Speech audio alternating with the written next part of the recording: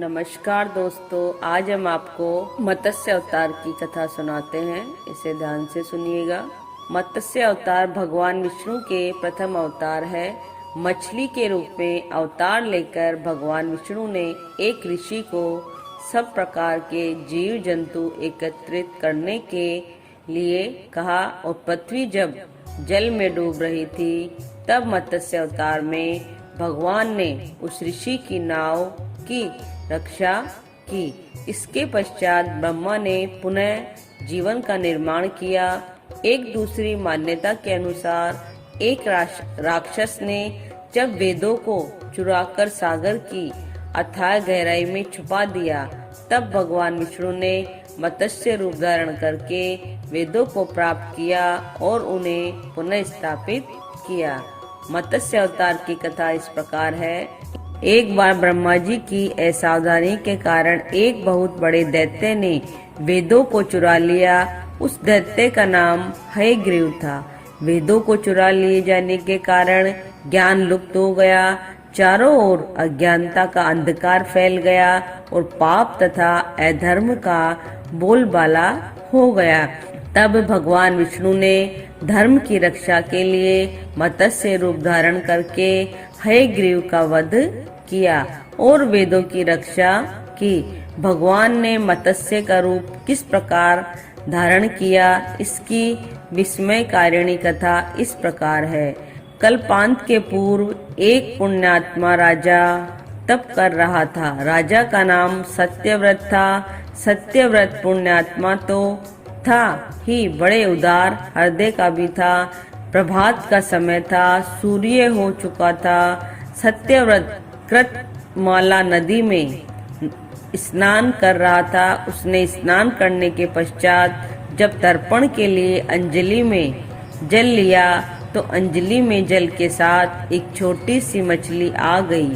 सत्यव्रत ने मछली को नदी के जल में छोड़ दिया। मछली बोली, राजन, जल के बड़े बड़े जीव छोटे छोटे जीवों को मारकर खा जाते हैं। अवश्य कोई बड़ा जीव मुझे भी मारकर खा जाएगा। कृपा करके मेरे प्राणों की रक्षा कीजिए। सत्यव्रत के हृदय में दया उत्पन्न उठी। उसने मछली को जल से भरे हुए अपने कमंडलू में डाल लिया। तभी एक आश्चर्यजनक घटना घटी। एक रात में मछली का शरीर इतना बढ़ गया कि कमंडलू उसके रहने के लिए छोटा पड़ने लगा। दूसरे दिन मछली सत्यव्रत से बोली, राजन, मेरे रहने के लिए कोई दूसरा स्थान ढूंढिए, क्योंकि मेरा शरीर बढ़ गया है। मुझे घूमने फिरने में बड़ा कष्ट होता है। सत्यव्रत ने मछली को कमंडलू से निकालकर पानी से भरे हुए मटके में रख दिया। यहाँ भी मछली का शरीर रात भर में ही मटके में इतना बढ़ गया कि मटका भी उसके रहने के लिए छोटा पड़ गया। दूसरे दिन मछली पुनः सत्यव्रत से बोली, राजन, मेरे रहने के लिए कहीं और प्रबंध कीजिए, क्योंकि मटका भी मेरे रहने के लिए छोटा पड़ रहा है। तब सत्यव्रत ने मछली को निकालकर एक सरोवर में डाल किया, किंतु सरोवर भी मछली के लिए छोटा पड़ गया। इसके बाद सत्यव्रत ने मछली को नदी में और फिर उसके बाद समुद्र में डाल दिया। आश्चर्य, समुद्र में भी मछली का शरीर इतना अधिक बढ़ गया कि मछली के रहने के लिए वह छोटा पड़ गया। अतः मछली पुनः सत्यव्रत से बोली, राजन, यह समुद्र में रहने के लिए उपयुक्त नहीं है। मेरे रहने की व्यवस्था कहीं और कीजिए। अब सत्यव्रत विस्मित हो उठा। उसने आज तक ऐसी मछली कभी नहीं देखी थी। वह विस्मय भरे स्वर में बोला, मेरी बुद्धि को विस्मय के सागर में डुबो देने वाले आप कौन है? मत्स्य रूपधारी श्री हरि ने उत्तर दिया, राजन, हयग्रीव नामक दैत्य ने वेदों को चुरा लिया है। जगत में चारों ओर अज्ञान और अधर्म का अंधकार फैला हुआ है। मैंने हयग्रीव को मारने के लिए ही मत्स्य का रूप धारण किया है। आज से 7वें दिन पृथ्वी प्रलय के चक्र में फिर जाएगी। समुद्र उमड़ेगा, भयानक वृष्टि होगी। सारी पृथ्वी पानी में डूब जाएगी।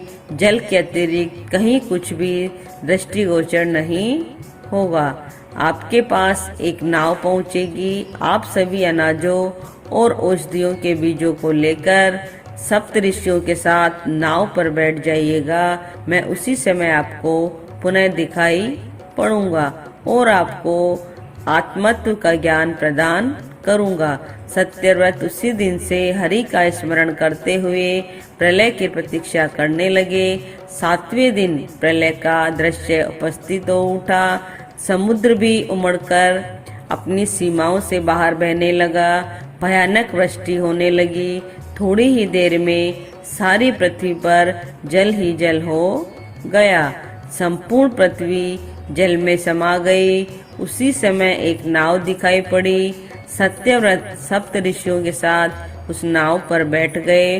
उन्होंने नाव के ऊपर संपूर्ण अनाजों और औषधियों के बीज भी भर लिए। नाव प्रलय के सागर में तैरने लगी। प्रलय से उस सागर में उस नाव के अतिरिक्त कहीं भी कुछ नहीं दिखाई दे रहा था। सहसा मत्स्य रूपी भगवान प्रलय के सागर में दिखाई पड़े। सत्यव्रत और सप्तऋषि गण मत्स्य रूपी भगवान की प्रार्थना करने लगे। भगवान से आत्मज्ञान पाकर सत्यव्रत का जीवन धन्य उठा। वे जीते जी ही जीवन मुक्त हो गए। प्रलय का प्रकोप शांत होने पर मत्स्य रूपी भगवान ने हयग्रीव को मारकर उसने वेद छीन लिए।